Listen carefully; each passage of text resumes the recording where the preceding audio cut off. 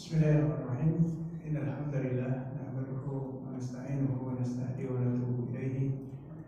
Wa asyhadu an la ilaha illallah wahdahu la syarika lahu wa asyhadu anna Muhammadan abduhu wa rasuluhu.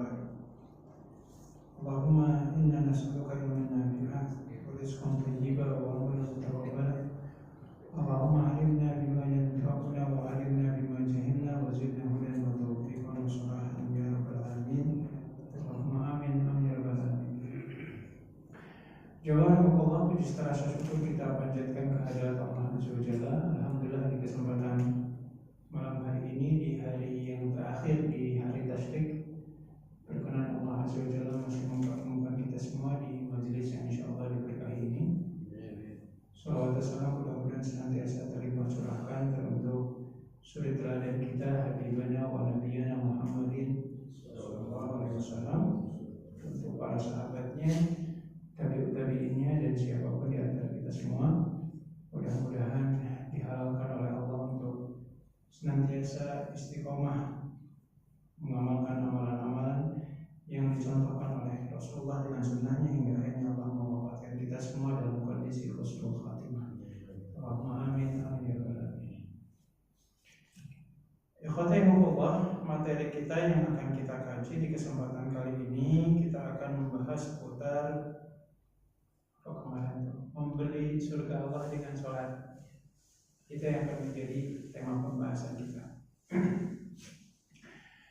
Ikhwathahumullah, ketika berbicara tentang sholat, Allah Azza wa Jalla mengingatkan di beberapa petikan ayatnya, bahkan dari sekian banyak ibadah-ibadah yang Allah perintahkan, seringkali Allah Azza wa Jalla menghubung-hubungkan perintah ibadah itu dengan sholat. Bukan hanya sekedar Allah menyuruh kita untuk sholat lalu menunaikan zakat saja, tetapi bahkan kalau kita baca dengan perintah kurban yang sudah kita tunaikan, izin Allah di surat Al-Kautsar, Allah menegaskan fasholli li rabbika wanhar, tunaikanlah sholat karena Tuhanmu dan sembelihlah hewan kurbanmu itu. Jadi Allah Azza wa Jalla mendahulukan sekaligus mengingatkan kita semua bahwasannya sebelum kita hendak menunaikan ibadah kurban, tidak ada yang lebih penting dari ibadah kurban itu sendiri sebelum kita merapihkan dan membereskan perkara sholat kita. Dan kita semua sudah mengetahui Allah bahwasannya secara umum amalan yang pertama yang akan dihisab oleh Allah adalah sholat, dan sebaliknya dosa yang akan pertama kali dihisab oleh Allah adalah dosa yang berhubungan dengan nyawa manusia. Maka kalau dalam bab amal soleh, sholat yang akan didahulukan dihisab. Kalau dalam kemaksiatan, nyawa manusia atau pembunuhan yang akan Allah dahulukan. Nah, oleh karenanya ikhwathahumullah, dalam bab sholat ini ada sebuah komentar dan catatan yang menarik, dan ini diulas panjang oleh seorang ulama besar yang bernama Imam Ibnu Qayyim Al-Jauziyah dalam kitabnya Al-Wabilus Shayyib, di mana beliau mengingatkan kepada kita semua terkait bahaya melakukan kecurangan ketika sholat. Sekaligus sholat itu sendiri ada tingkatan-tingkatannya. Jadi secara hukum asal, ikhwathahumullah, para sahabat zaman dulu pun mengingatkan kepada kita semua bahwasannya melakukan kecurangan itu tidak mesti hanya terbatas dalam transaksi jual beli saja. Karena kecurangan ini pun bisa muncul dalam rutinitas aktivitas ibadah yang Allah wajibkan kepada kita. Jadi ibarat kata, kita sudah meminta kepada Allah rizki, Allah berikan rizkinya kepada kita, tapi di saat yang sama Allah perintahkan kita ibadah, kita malah enggak benar-benar ibadahnya. Maka ini perbuatan curang kalau kata para sahabat. Jadi dulu tuh Khalifah Umar bin Khattab radhiyallahu ta'ala anhu semasa beliau jadi khalifah, beliau pernah memimpin sholat asar. Ketika selesai sholat asar bubaran, pas mau pulang, beliau berpapasan dengan seorang bapak-bapak yang waktu sholat asar itu gak hadir. Akhirnya Umar bin Khattab nanya, ente kemana tadi? Sholat asar gak kelihatan. Maka si bapak-bapak ini menyebutkan berbagai macam alasan. Tapi kata Umar bin Khattab, alasan yang kau ketengahkan itu nggak bisa kita terima, ya, nggak terkategorikan uzur syar'i bahasa. Sampai kemudian Umar bin Khattab nanya, nah kamu sholat asarnya di mana? Saya sholat asarnya di rumah.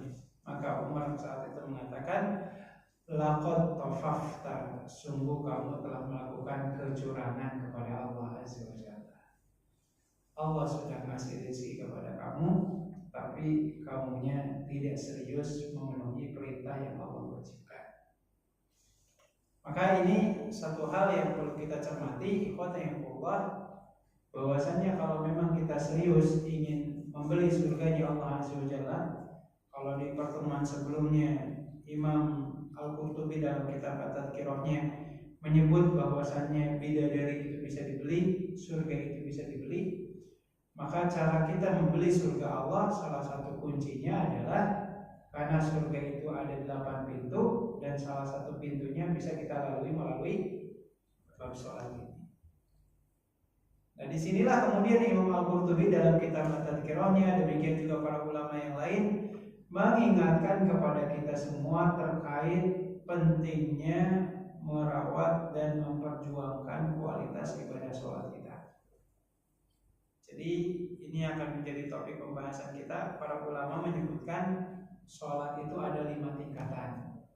Nah kira-kira kita masuk tingkatan yang mana? Gitu ya. Kita mulai dari tingkatan yang terendah dahulu, tingkatan level 1.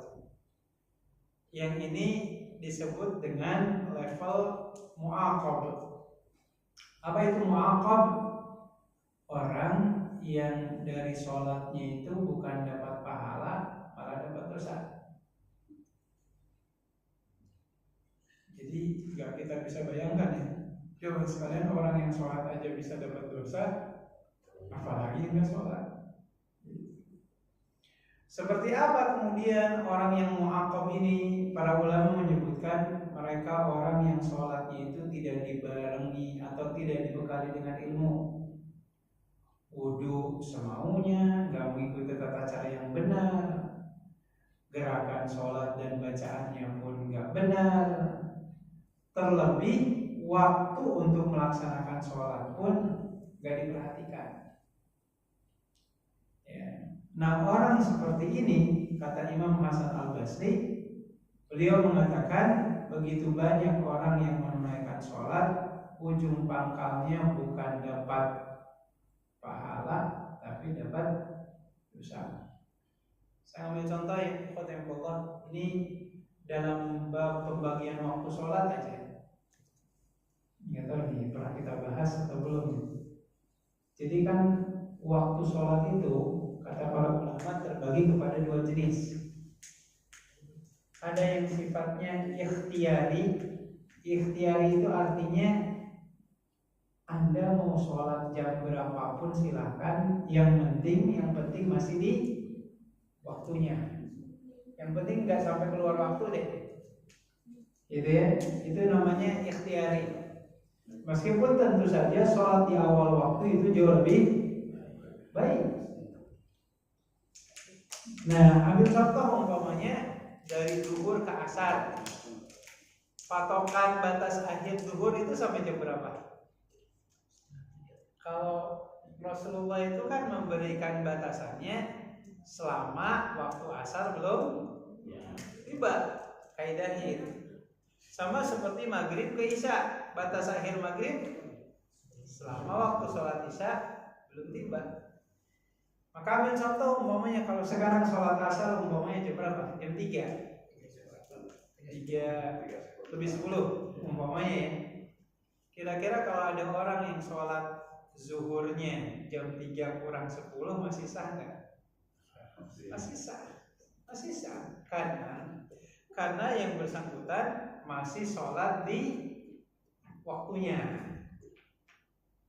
Tapi ikhwan yang perlu kita cermati, tidak semua waktu sholat itu batas akhirnya harus menunggu tibanya waktu sholat yang lain.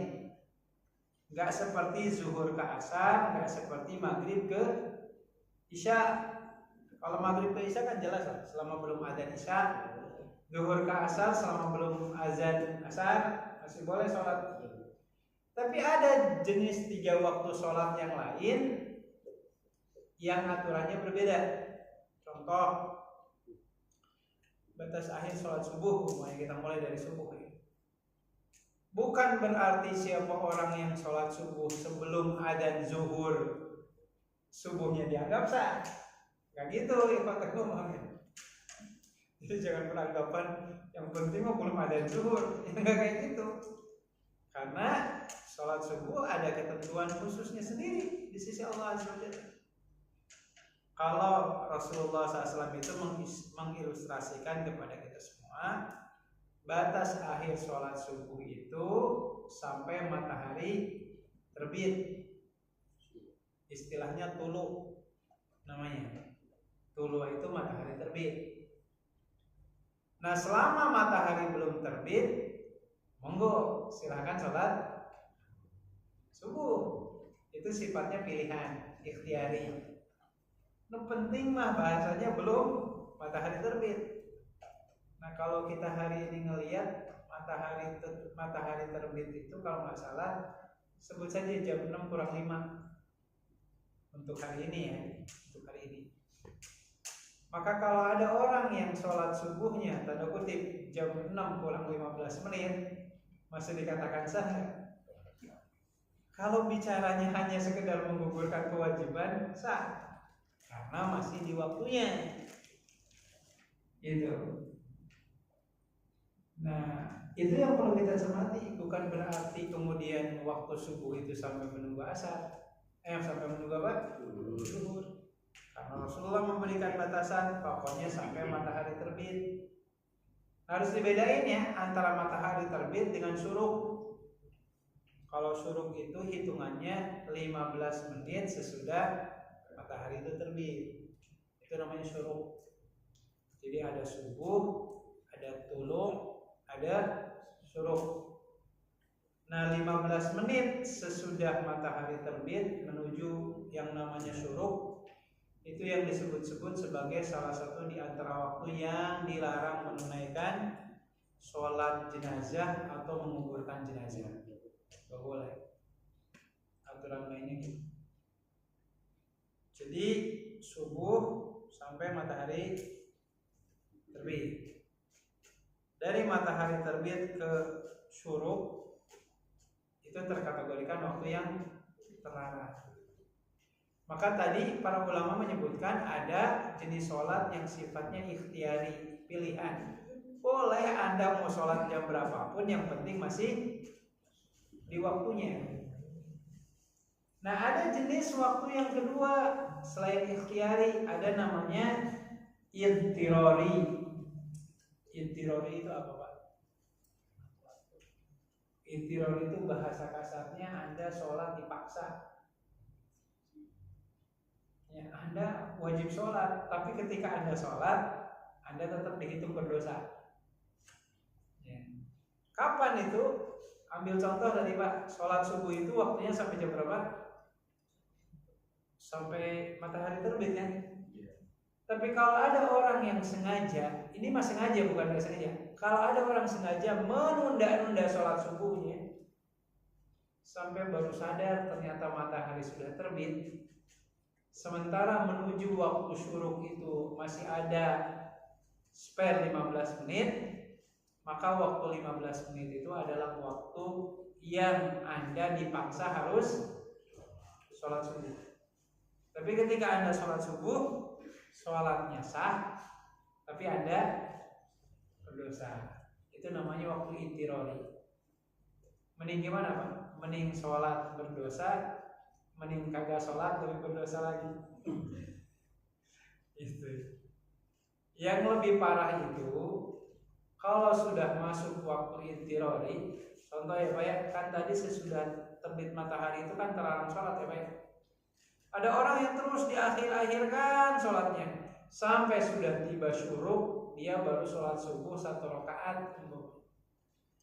Maka Rasulullah SAW mengatakan, siapa orang yang sholat subuhnya baru 1 rakaat sementara matahari sudah didapati terbit setidaknya dengan syuruknya, maka kata Rasulullah jangan dilanjutkan sholatnya, udah 1 rakaat saja. Karena ketika sudah memasuki waktu syuruk, itu pertanda sholat subuhnya waktunya sudah habis. Dan kalau ada orang yang melanjutkan sholatnya, berarti salah satu syarat sah sholat itu udah hilang. Karena syarat sah sholat itu salah satunya adalah menunaikan sholat di waktunya. Maka kalau ada orang secara sengaja, ini mah sengaja ditunda, akhirnya keluar waktu, ya udah nggak ada sholat kalau waktunya udah keluar. Itu contoh ya Pak Ibu, subuh sampai matahari terbit. Terus contoh yang kedua apa Pak? Sudah sholat subuh, sholat asar. Asar itu kata Rasulullah malam tasfari syamsu, selama matahari belum menguning. Kalau kita searching di Google itu, matahari menguning itu kira-kira waktunya jam berapa? Kira-kira kurang lebih sekitar 40 menit sebelum adzan maghrib berkumandang.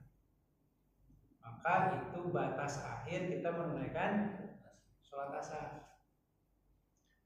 Maka siapa orang yang sholat asarnya terus ditunda sengaja sampai mataharinya keburu menguning, secara hukum asal waktu asarnya udah habis. Tapi pertanyaannya Pak, kalau mataharinya sudah menguning tapi adzan maghribnya belum berkumandang, sementara ada orang yang belum sholat, orang ini masih wajib sholat nggak? Jawabannya masih. Tadi masuk ke waktu namanya intirori, Anda dipaksa wajib sholat. Meskipun sholatnya tetap dihukumi dosa, tapi sholatnya sah. Setidaknya Pak, kewajibannya udah gugur, tapi dosanya masih ditanggung. Jadi jangan sampai ada orang yang sholat asar tadi 40 menit sebelum adzan maghrib berkumandang, udah selesai. Atau yang terakhir, dan ini banyak orang yang keliru memahami terkait batas akhir sholat subuh.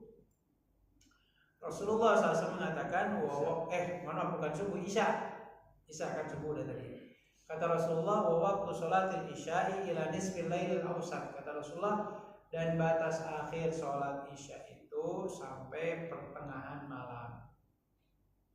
Nah, cara ngitungnya kayak gimana Pak? Pertengahan malam itu tinggal dibagi rentan waktu antara isya ke subuh. Sekarang isya jam berapa? 7. Sebut saja jam 7. Subuhnya 4:30, kurang lebih pas lah ya. Kira-kira antara jam 7 ke 4:30 pagi itu pertengahannya kira-kira jam berapa? Kira-kira jam berapa? Ya sebut saja jam 12. Maka batas akhir sholat isya itu sampai jam 12 malam. Maka jangan sampai ada orang niat, saya menanti aja deh sholat isyanya, sekalian bareng dengan sholat tahajud. Udah keluar tuh waktunya, udah habis itu. Jangan sampai ada orang yang punya niatan seperti itu. Niatnya di satu sisi seolah-olah baik, tetapi tidak dibarengi dengan ilmu. Akhirnya kalau ada orang secara sengaja, ini sengaja ya, sholat isyanya entar deh, ya, nyadar udah jam 1 malam umpamanya, ya, secara hukum asal waktu sholatnya tanda kutip udah habis. Tapi apakah sholat isyanya masih tetap wajib? Wajib. Sampai kapan? Sampai adzan subuh. Anda tetap wajib sholat isya. Sholat isya Anda ketika ditunaikan sah, tapi Anda menanggung dosa. Nah, orang seperti inilah yang disebut-sebut sebagai orang yang dari sholatnya itu bukan dapat pahala, tapi dapat dosa. Sholatnya itu nggak pakai ilmu, dari mulai wudhunya nggak benar, sholatnya nggak benar, waktu sholatnya pun dia sepelekan. Maka kelompok yang pertama ini disebut sebagai kelompok mu'aqab, mereka yang akan mendapatkan siksaan dari Allah atas sholat yang ditunaikan. Ini kelompok yang pertama. Selanjutnya, ikhwanillah, kelompok yang kedua ini yang disebut-sebut oleh para ulama sebagai kelompok muhasabun. Muhasab itu hasab dari kata dihisab. Jadi sholatnya itu akan dihisab oleh Allah SWT. Dihisab itu dia apa berarti Pak? Dinilai, gitu ya. Dan kata Rasulullah, wa inna ahadakum la yansarifu min sholatihi. Dan ada di antara kalian yang ketika pulang dari masjidnya, selesai dari sholatnya, ada yang cuma dapat nilainya 10 dari 100.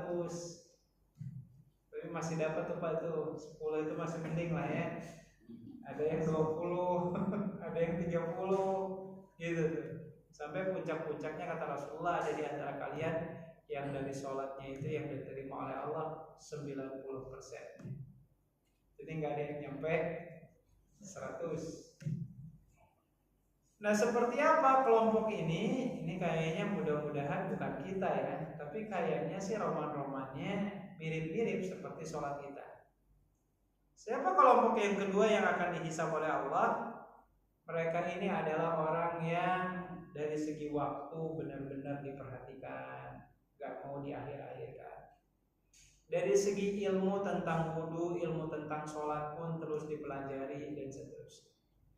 Hanya saja ini yang sangat disayangkan, ketika sholat itu ditunaikan, yang sholat itu cuma fisiknya doang, hati dan pikirannya melayang-layang.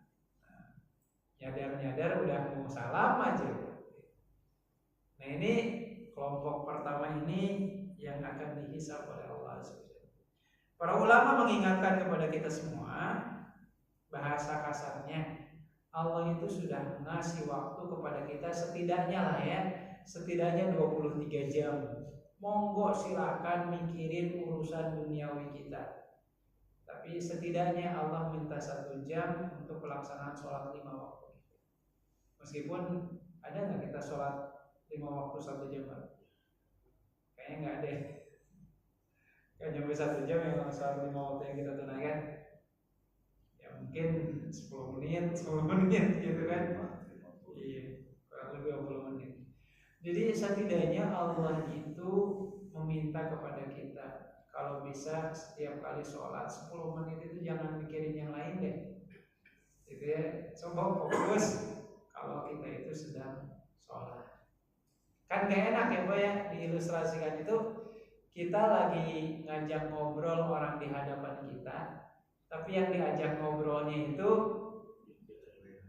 mikirin yang lain, gak fokus dengan kita. Nah, kita pun ketika sedang sholat, sejatinya kita sedang berdialog dengan Allah SWT.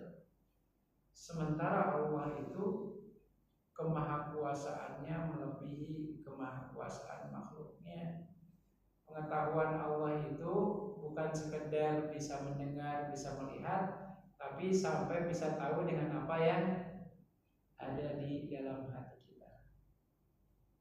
Yang bahayanya itu Pak gini Pak ya, yang bahayanya itu ketika kita naudzubillah kalau termasuk kelompok yang kedua ini, jangan sampai lagi sholat pikirannya melayang dan yang dipikirkannya itu berbau maksiat. Itu bahaya ya. Lagi sholat yang dipikirkan malah yang berbau maksiat. Yang mubah aja udah gak boleh, ini malah yang berbau maksiat gitu. Nah, ini sesuatu yang mengkhawatirkan. Jangan sampai kemudian ada di antara kita, termasuk nasihat untuk saya pribadi Pak, jangan nyaman dengan pola sholat seperti ini ya. Karena mungkin udah terlalu lama sholat gak diperhatiin, yang penting mas sholat gitu ya, wudu, gerakannya, bacaannya dilakukan dan seterusnya, tapi hatinya gak hadis. Makanya kan Rasulullah SAW itu mengingatkan kepada kita semua ketika beliau pernah suatu kali di bulan Ramadan sedang menunaikan sholat sunnah, di sampingnya atau ada orang yang dekat dengan Rasulullah sedang tilawah dan suaranya dikeraskan. Apa kata Rasulullah? Ala inna kullakum munajin rabbahu fala yu'diyanna ba'dukum ba'dha. Kata Rasulullah SAW, ketahuilah ketika beliau selesai sholat, Rasulullah menghampiri orang tersebut dan Rasulullah mengatakan, ketahuilah setiap kita ini sebenarnya sedang berdialog kepada Tuhannya, kepada Rabb-nya.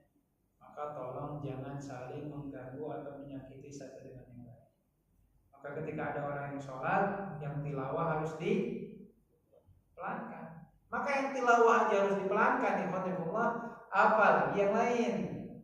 Ya punten ini mengkoreksi nih. Di masyarakat kita ada hal yang satu sisi niatannya baik, sambil menunggu iqamah baca sholawat. Ya sebenarnya sih nggak masalah ya Pak ya baca sholawatnya itu.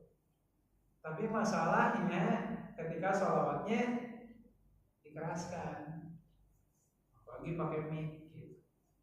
Sementara tadi orang yang sedang sholat itu, bahkan yang ngaji aja diperintahkan oleh Rasulullah untuk dipelankan. Toh sholawatnya kita kalaupun dipelankan, toh pahalanya tetap dapat biidznillah. Ya, itu yang perlu kita cari. Jadi ini kelompok yang kedua, mereka yang diistilahkan tadi merasa nyaman dengan pola sholatnya, tapi yang hadir itu hanya fisiknya saja, sementara hati dan pikirannya kemana-mana. Nah, oleh karenanya kelompok seperti ini yang disebut-sebut kelompok yang sangat rentan dengan godaan setan. Ujung pangkalnya dikit-dikit sujud sahwi, dikit-dikit sujud sahwi. Gitu. Apalagi entah ya, mungkin bapak-bapak pernah ngalamin nggak? Kalau sholat wajib di rumah, kira-kira pikiran kita bisa khusyuk atau enggak? Karena Rasulullah SAW memberikan jaminan dari Allah Azza wa Jalla. Kata Rasulullah, fadzalikum ribat. Kalau Anda ingin sholatnya baik, maka Allah akan menjaga sholat kita itu kalau atau bila mana kita sholatnya di masjid bukan di rumah. Maka kalau kita waliyadzubillah tanpa ada alasan memilih sholat di rumah, maka perlindungan Allah atas kualitas sholat kita itu ya lepas begitu saja karena kita yang melepaskan. Baik, ikhwatillah, ini kelompok yang keberapa tadi? Kedua. Ini cepat selesai nih. Yang biar check hard.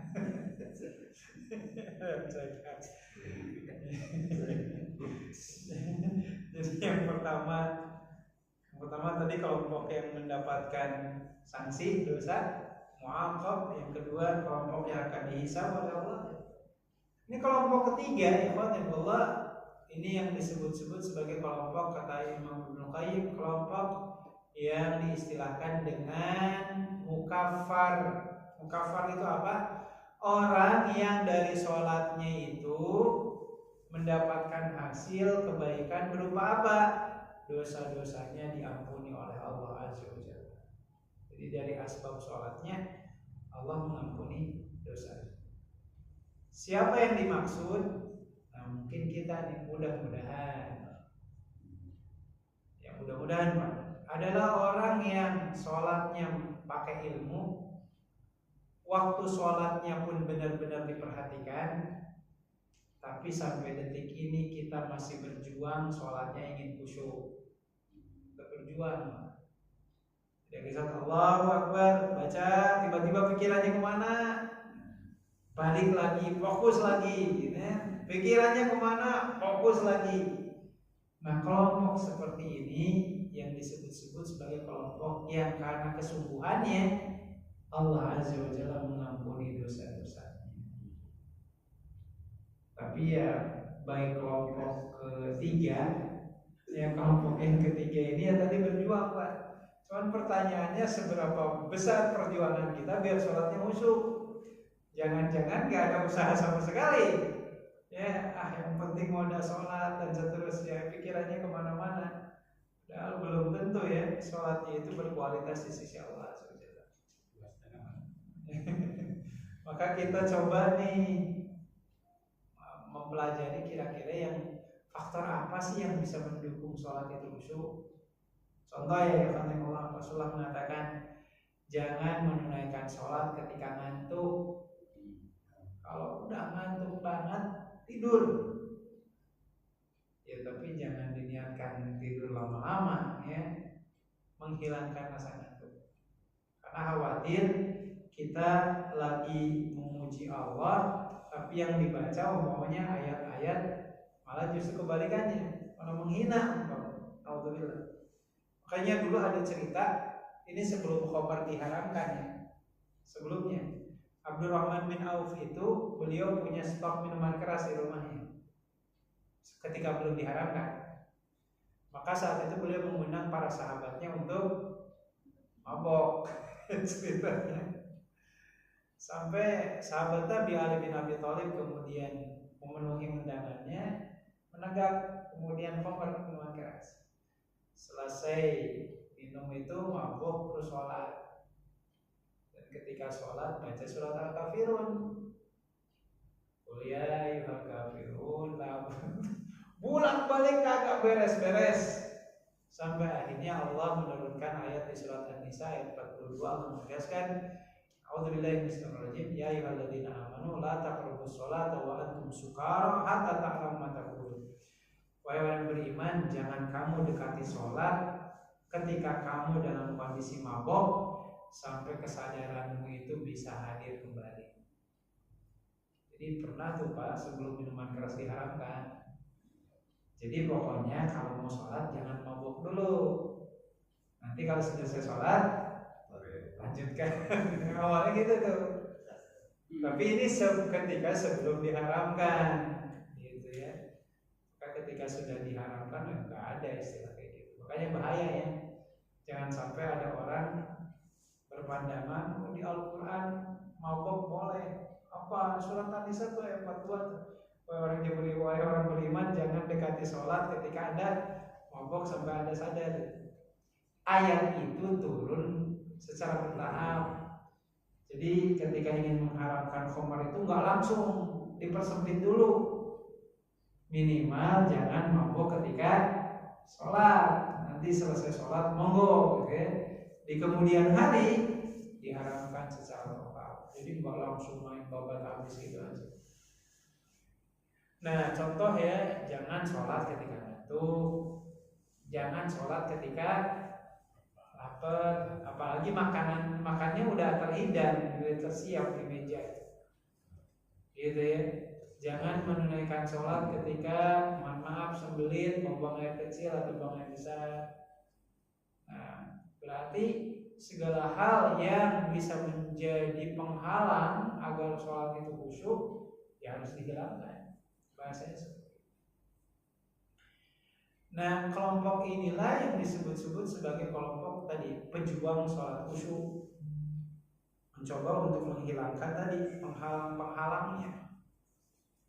Tinggal kita ikhtiarnya seperti apa. Nah baik kelompok yang kedua yang sholatnya akan dihisab ataupun kelompok yang ketiga yang sholatnya menjadi penghapus dosa, dua kelompok ini masih sangat rentan dengan yang namanya godaan setan. Jadi ini nanti yang disebut-sebut sebagai kelompok yang bahasanya ya, kalau kata para ulama itu, kalau tadi saya hubungkan, mereka ini yang sangat rentan mengamalkan yang namanya sujud sahwi. Karena lupa, ini rakaat keberapa ya? Nah, gitu. Nah ini yang perlu kita cermati. Ya, tapi mudah-mudahan ya Bapak-bapak jangan sering mengamalkan ilmu sujud sahwi. Ya. Tapi kalau terjadi, ya kita harus tahu sujud sahwi itu dilakukannya kapan. Masih ingat nggak Pak? Sujud sahwi dilakukan kapan?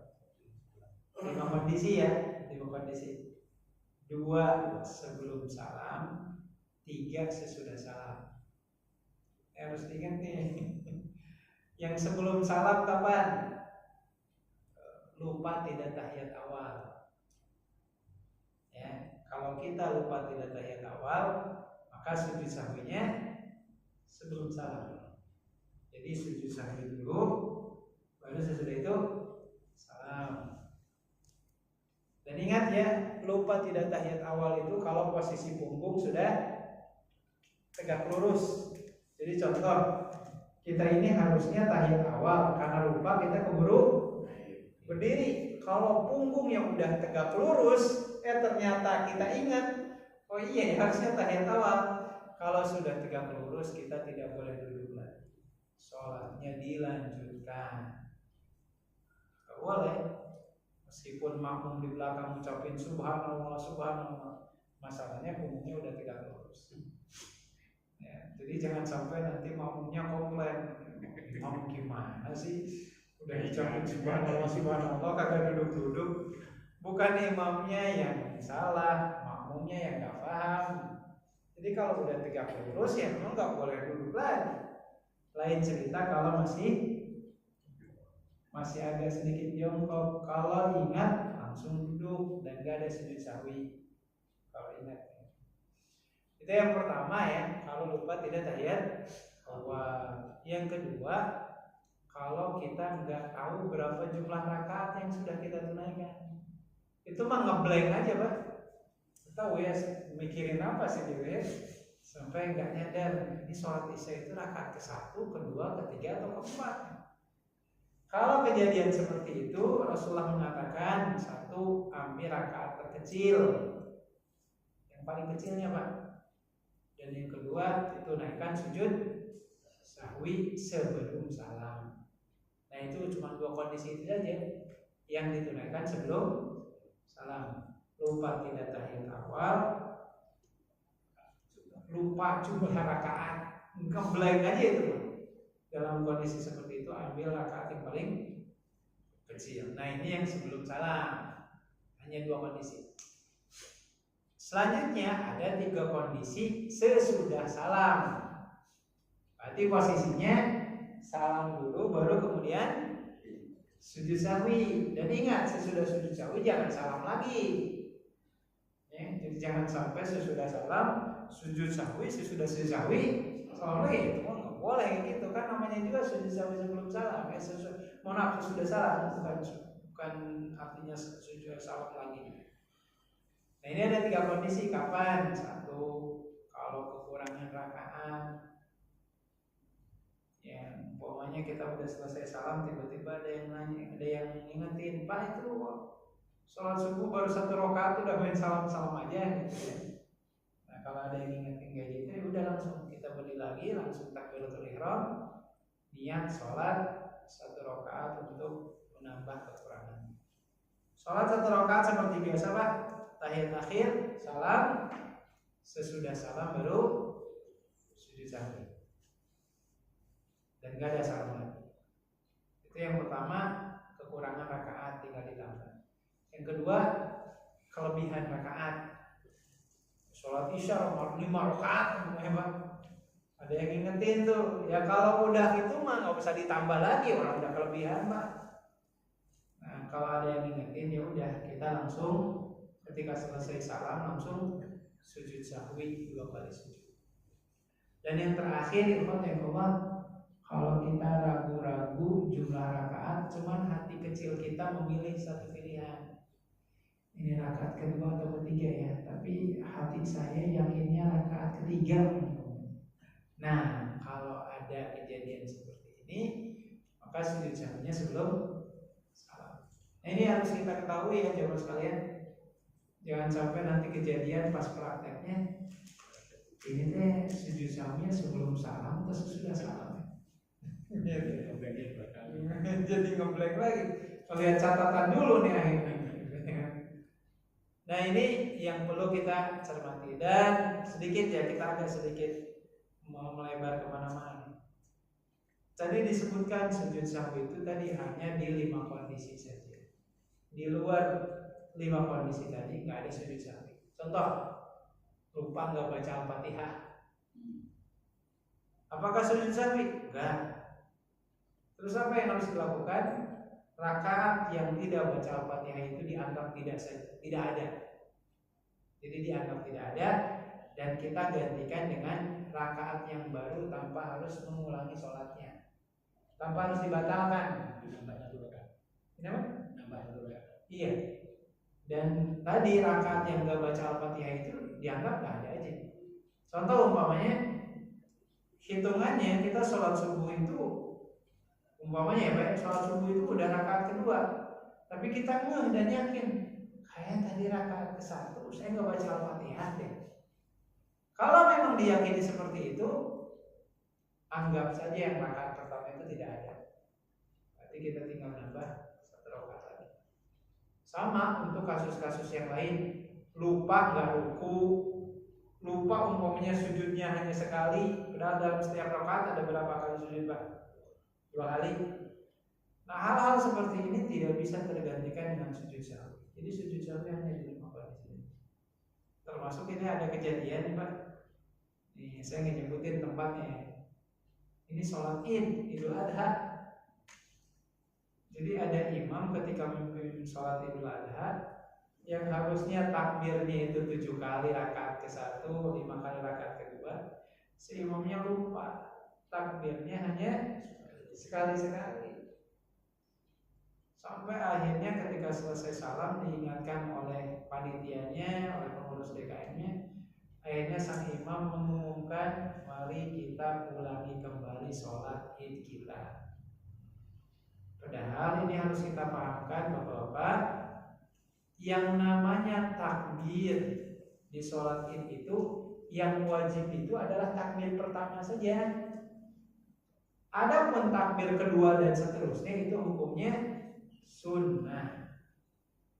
Jadi kalau ada imam yang memimpin sholat Id takbirnya hanya sekali saja, sholatnya sah nggak? Sah. Dan nggak perlu diulang lagi, apalagi sujud sahwi. Karena sujud sahwi itu tidak ada dalam perkara yang sifatnya sunnah. Jadi udah sah itu. Ya. Jadi jangan sampai karena tadi rakaat ke-1 takbirnya cuma sekali, rakaat kedua takbirnya cuma sekali. Para ulama mengatakan yang wajibnya itu cuma takbir pertamanya, adapun takbir kedua seterusnya itu semuanya hukumnya sunnah dan tidak perlu diulang atau digantikan dengan sujud sahwi. Ini yang harus kita pahami. Makanya singkat cerita yang Allah, saya ulang kembali ya, sujud sahwi hanya di 5 kondisi. Masih ingat nggak Pak? Ya, masih ingat. Yang pertama yang sebelum salam ya. Sebelum salam itu kapan? Lupa tidak tahiyat awal dan ngeblank jumlah rakaat. Ini sebelum salam. 2 kondisi. 3 kondisi sesudah salam.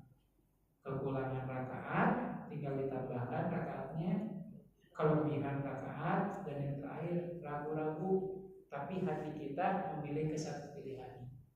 Ini kedua atau ketiga ya? Saya yakinnya ketiga. Nah, ambil aja yang diyakini. Nah, itu hal yang perlu kita cermati biar nanti tidak simpang siur. Dan termasuk sujud sahwi ini berlaku dalam sholat yang hukumnya sunnah. Contoh umpamanya sholat qobla subuh 3 rakaat. Qobla subuh 3 rakaat gitu ya. Karena kelebihan sujud sahwi nggak Pak? Sujud sahwi nggak ada sholat subuh qobla subuh sampai 3 rakaat. Atau kekurangan qobla subuh cuma 1 rakaat, ya udah tinggal nambah kekurangannya. Berarti sujud sahwinya sebelum atau sesudah? Sesudah salam. Itu aturan lain yang perlu kita cermati secara bersama. Baik, saya persingkat ikhwan. Kelompok yang pertama ada yang mu'aqab, ada yang terkena siksaan dari sholatnya. Kelompok yang kedua ada yang muhasab, sholatnya itu dihisab oleh Allah. Dan yang ketiga kelompok yang mukaffar, sholatnya menjadi penghapus dosa. Kelompok yang keempat, ini sedikit lagi, 2 lagi nih Pak, 2 lagi ya. Kelompok yang keempat adalah kelompok yang disebut oleh para ulama dengan istilah kelompok musabun. Musabun itu apa? Mereka yang sholatnya itu benar-benar dapat pahala. Siapa itu? Mereka yang sholatnya pakai ilmu, waktu sholatnya benar-benar dipelihara, dan hatinya hadir ketika sholat. Wah, ini mah khusyuk. Nggak tahu kita kapan ngalamin kayak gini, gitu ya. Jadi secara zohir dan batinnya hadir, zohir dan batinnya hadir. Tapi pertanyaannya ya Allah, ada nggak orang di dunia ini yang sepanjang hidupnya sholatnya khusyuk terus? Ada. Bahkan Rasulullah pribadi pun kan pernah lupa ketika sholatnya, sehingga muncul tuh syariat sujud sahwi. Ya. Bahkan Rasulullah ketika sholat lah, di depan beliau ada tirai, dan tirainya kan bermotif ya. Ternyata ketika selesai sholat, Rasulullah minta istrinya, Aisyah, wahai Aisyah, ganti tirainya, karena tirainya mengganggu. Kalau kita nggak tahu ya Pak, saking khusus sholatnya, sajadah juga bermotif. Banyak tuh, ada yang gambar masjidnya, ada gambar menaranya gitu kan. Kayak kita mah nggak terganggu ya Pak ya. Apakah karena naudzubillah emang kita kualitasnya lebih di atas Nabi Muhammad apa gitu? Nabi Muhammad tuh masih sampai terganggu tuh dengan gambar, kita sajadahnya malah bermotif-motif gitu ya. Tapi sholatnya mungkin saking khusyuknya kali apa ya. Kalau Rasulullah sampai seperti itu. Ya, kalau Rasulullah seperti itu karena kadar konsentrasinya tingkat tinggi. Nah kalau kita kan sholat gak pakai konsentrasi ya Pak. Sholatnya gak pakai konsentrasi. Kalau sholatnya konsentrasi, saya yakin sajadah yang ada gambarnya itu ganggu. Itu yang perlu. Baik, yang terakhir ya Allah, kelompok yang tadi disebut dengan mustabun, mereka yang mendapatkan pahala di sholatnya adalah orang yang sholat khusyuk. Yang terakhir adalah sholat orang yang disebut-sebut dengan istilah muqarrabun min rabbih. Mereka yang sholatnya itu hatinya sudah terikat dengan Allah, sehingga ketika dia sholat seolah-olah Allah itu ada di hadapannya, atau dia meyakini kalau sholatnya itu sedang dinilai dan diperhatikan oleh Allah. Nah dalam tingkatan ini kita mau percaya atau enggak, tapi riwayatnya banyak ya teman-teman. Ada contoh Imam Bukhari, Imam ahli hadis, beliau pernah sholat, selesai sholat ternyata ada 17 tawon yang nyengat di punggung beliau. Tapi saat sholat beliau nggak ngerasa. Tawonnya itu disebut dengan tawon zanbur. Kalau istilah kita tawon zanbur itu tawon ini Pak, apa yang gede yang ada kuning-kuning itu, tawon Vespa gitu ya. Nah tahu Pak tawon Vespa? Orang kalau kena sengatan itu, oh itu kan beracun tuh, bahkan bisa menyebabkan kematian. Imam Bukhari rahimahullah ta'ala, beliau pernah sholat, selesai sholat baru kok sakit ya punggungnya. Ternyata ada 17 tawon yang nyengat di punggung beliau. Kalau kita mau jangan-jangan tawon itu ya, baru nyamuk aja. Dan galau gitu ya. Itu ada Imam Bukhari. Ada juga sahabat Nabi namanya Abbad bin Bishr.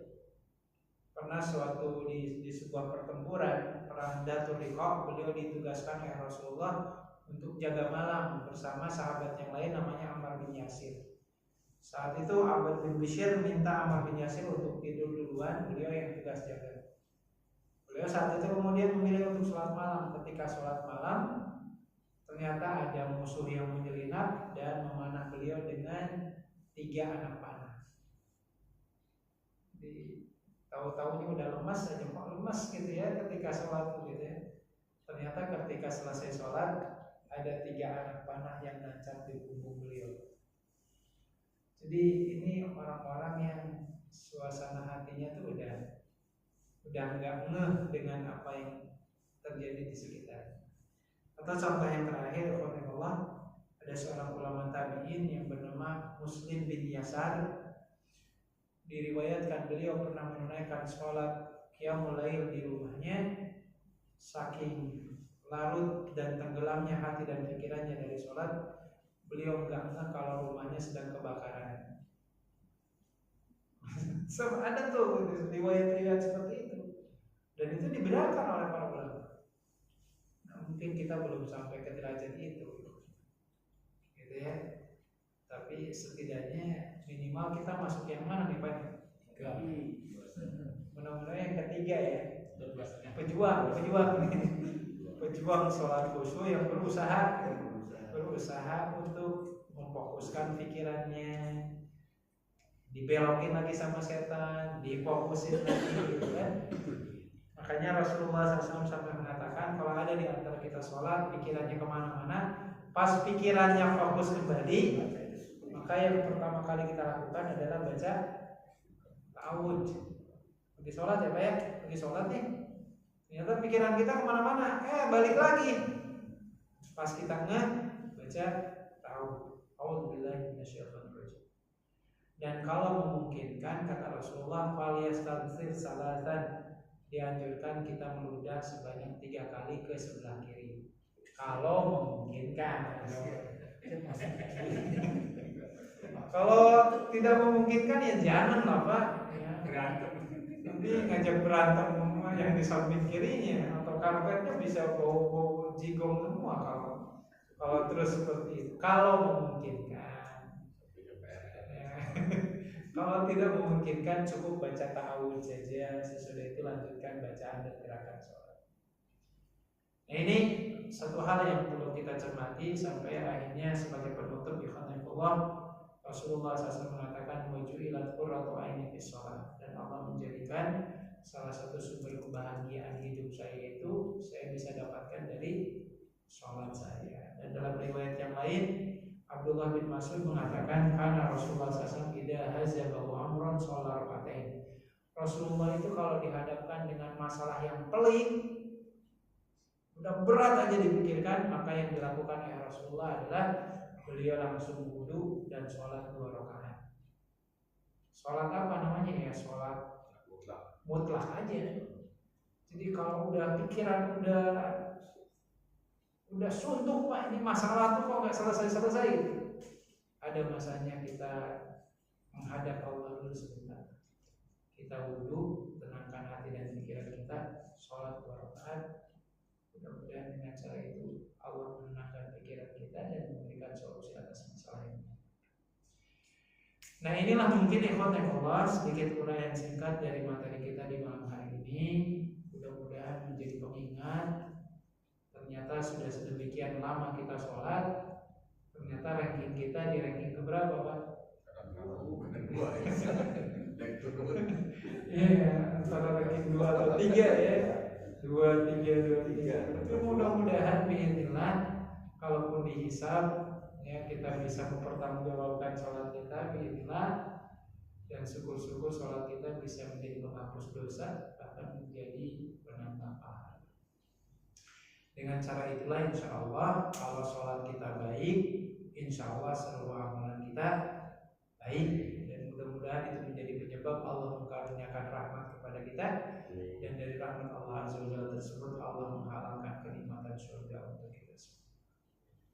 Allahumma amin amin ya rabbal alamin. Demikian ikhwanillah materi kita di malam hari ini. Mudah-mudahan menjadi penyemangat untuk terus berjuang memperbaiki kualitas kekhusyuan kita dan kesucian. Saya kembalikan kepada Bapak-bapak. Monggo, ada yang mau ditambahkan Pak? Ini suasananya matanya berat semua. Ini kebanyakan makan sate atau? Kalau belum makan sate kalau sholat untuk yang orang yang kondisinya yang nggak memungkinkan ya, untuk orang sakit atau orang yang itu termasuk mana ya dari mana kan dia kan nggak bergerak, nggak memberikan gerakan, mungkin hanya bacaan pun juga mungkin juga nggak sempurna. Nah, itu masuk yang mana? Iya, prinsip dasarnya kan Allah dan Rasulnya mengingatkan kepada kita bahwasanya ibadah itu wajib ditunaikan sesuai dengan batas kemampuan kita. Orang itu ketika masih sanggup berdiri, maka sholat dalam posisi berdiri hukumnya wajib. Sholat 5 waktu ya, bukan sholat sunnah. Ketika sesudah berdiri nggak sanggup, silakan duduk.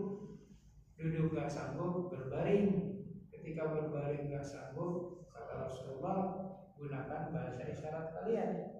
Fa'umi imaan, maka gunakanlah bahasa isyarat. Ya, bahasa isyarat itu bisa dalam bentuk gerakan bibir yang bersuara. Kalau udah nggak bisa, ya minimal dengan kedipan mata, bahasanya seperti itu. Dan tahapan-tahapan yang disebutkan tadi itu insya Allah tidak mengurangi kualitas ibadah sholat yang ditunaikan. Selama tadi sesuai dengan batas kemampuan hambanya tersebut. Mampunya berdiri, ya wajib berdiri. Nggak mampu, duduk. Nggak mampu, berbaring dan seterusnya. Jadi insya Allah itu nggak akan mengurangi pahala sholat. Gitu ya. Allah. Masuk 2 atau 3 atau 1. Iya, sama aja dengan orang yang sehat posisinya sholatnya berdiri. Batas kemampuannya kan gitu. Enggak, insya Allah enggak mengurangi kesempurnaan dari pahala yang hendak Allah berikan. Kalau tadi sesuai dengan batas kemampuan hamba. Kecuali kalau dalam bab sholat sunnah ya Pak ya. Kan sholat sunnah itu boleh variasi. Maksudnya sholat sunnah itu enggak mewajibkan harus berdiri. Kalau sesekali duduk, enggak boleh. Cuman kata Rasulullah, sholat orang yang berdiri pahalanya 2 kali lipat dibandingkan orang yang sholatnya duduk. Dalam kondisi apa tadi? Dalam bab sholat sunnah itu. Karena tadi sholat sunnah itu pilihan, mau berdiri silakan, mau duduk silakan. Tapi kalau untuk sholat wajib kan bukan pilihan tadi. Itu mah sifatnya memang benar-benar wajib. Wajib berdiri nggak mampu, duduk nggak mampu, berbaring dan seterusnya. Gitu. Wallah.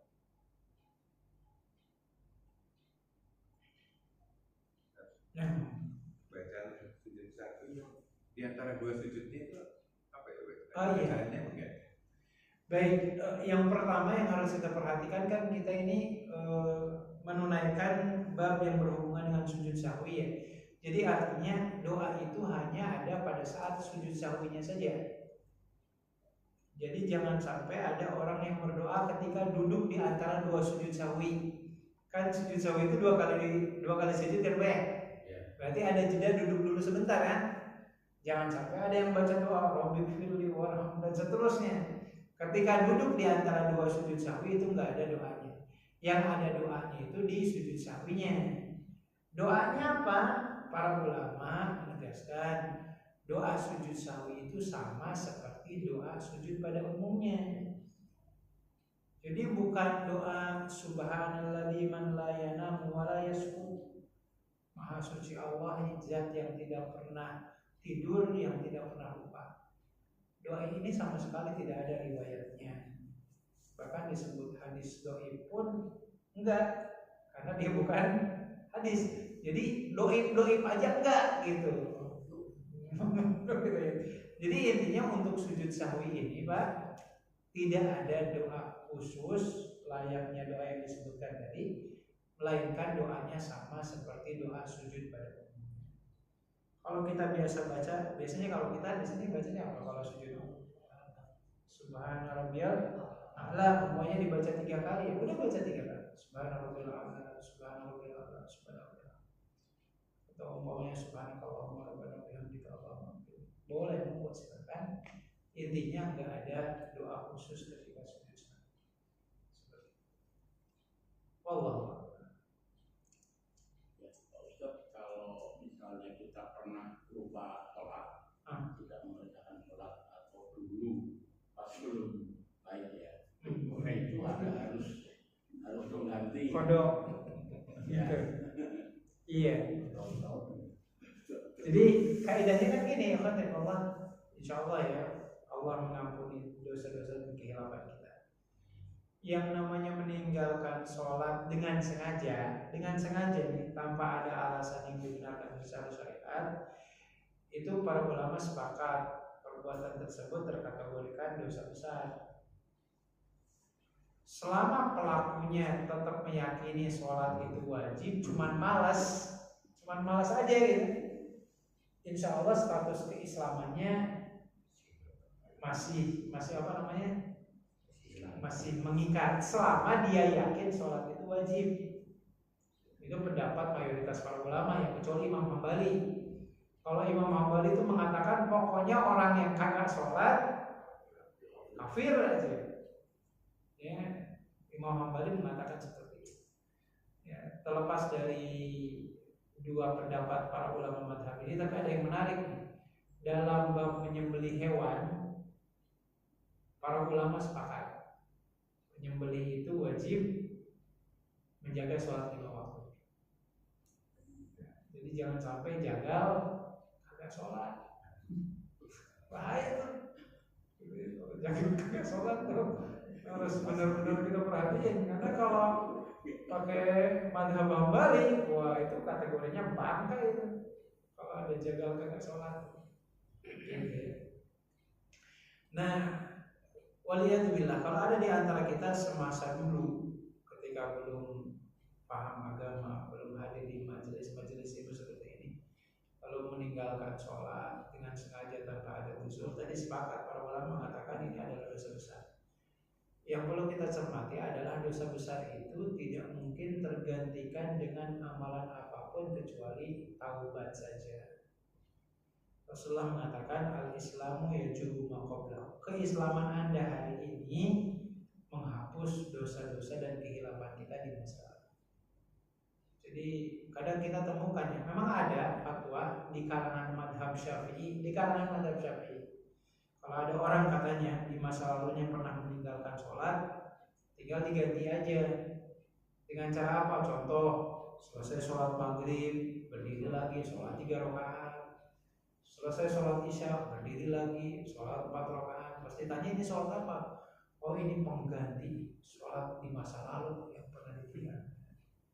Cuman kan cara seperti ini tidak ada contohnya dari Rasulullah. Yang namanya mengkodok itu hanya dalam bab puasa Ramadan saja. Adapun dalam bab sholat tidak ada yang namanya kodok. Ya, terus apa yang harus kita lakukan? Taubat. Dan insya Allah taubatnya kita, insya Allah menghapus dosa-dosa kita di masa lalu. Para ulama itu menyebutkan gini, kalaupun dalam bab sholat ada istilah namanya kodok suri, Pak. Kodok suri itu dia bukan kodok tapi mirip kodok. Contohnya apa nih? Kodok suri itu. Ambil contoh ya. Umpamanya ada orang baru pulang kerja, tiba waktu sholat, tapi dia yakin celananya itu terkena najis, yakin banget Pak. Cuman kalau nunggu nyampe ke rumah, waktu sholatnya keburu habis. Contoh ya, dari contohnya apa Pak? Contoh maghrib ke isya lah ya. Waliyadzubillah, maunya di KIC macet atau di Sudircita macet. Kalau enggak sholat waktunya keburu habis, sementara celananya ada najisnya. Kalau kagak sholat enggak kalah bahayanya. Terus apa yang harus dilakukan? Kata para ulama, kalau memang Anda enggak menemukan solusi pengganti celana yang lain, maka yang harus Anda lakukan adalah sholat dengan pakaian tersebut. Tapi nanti ketika sudah sampai ke rumah, meskipun waktu sholatnya sudah lewat, sholatnya harus diulangi lagi. Ya, itu istilahnya kodok suri. Dia seperti kodok, tapi bukan kodok. Ya. Itu ya. Atau contoh yang lain, ini biasanya kejadiannya ke ibu-ibu. Ini biasanya contohnya, pokoknya ada ibu-ibu yang udah tahu di hari tersebut harusnya jadwal dia haid. Dia udah tahu tuh hari itu jadwal haid. Cuman waktu itu mohon maaf darah haidnya belum keluar.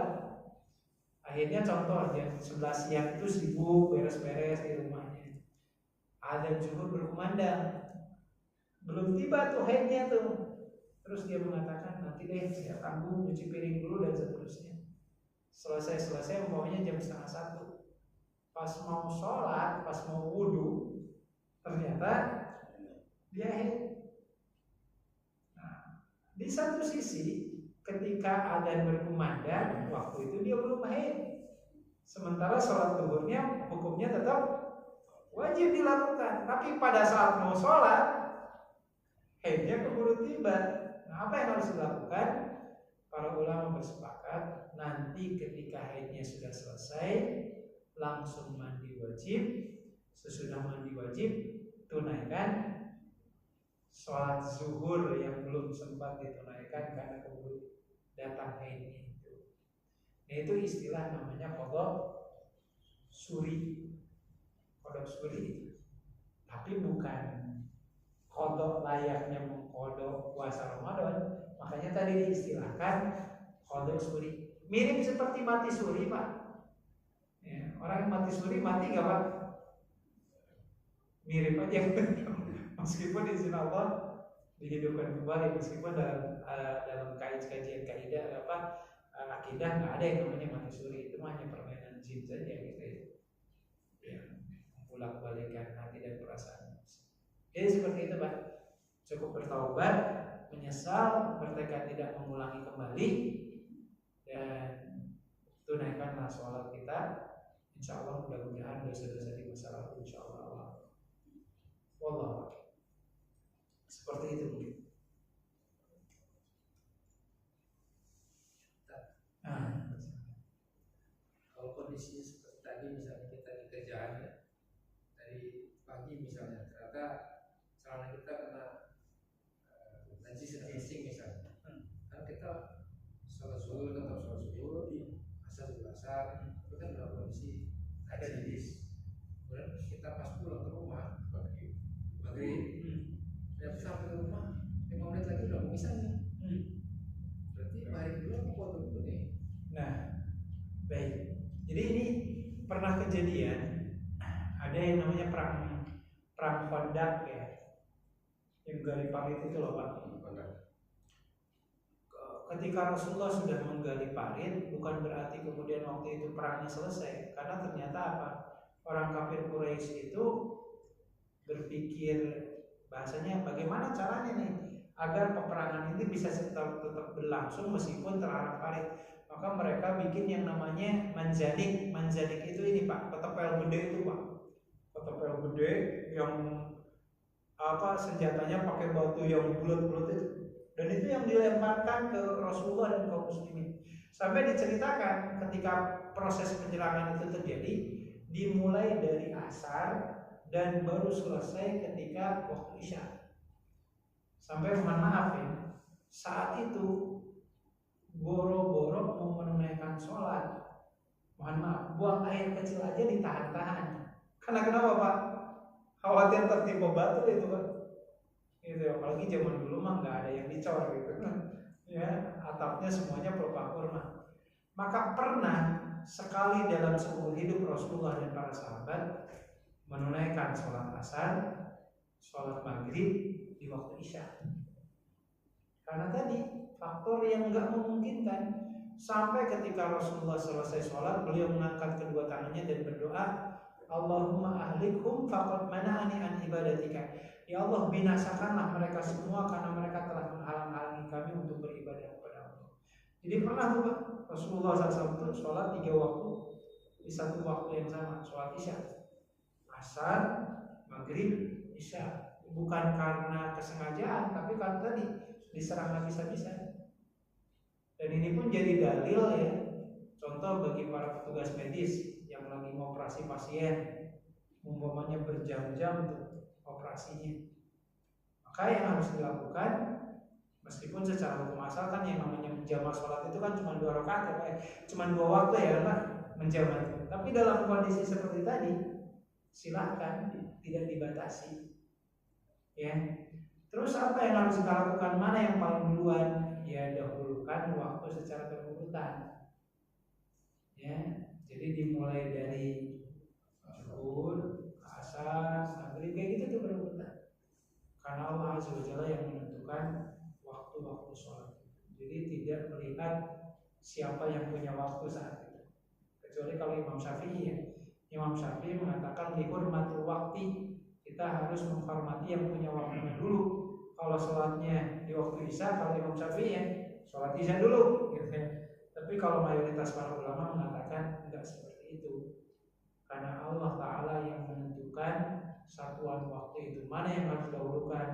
Ya zuhur dulu, baru asar, baru maghrib, baru sesudah Isya. Itu runutannya seperti itu. Gitu. Wallahu a'lam.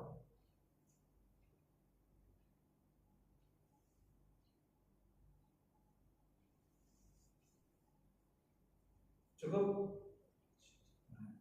Udah ada izin dari Komnas. Iya,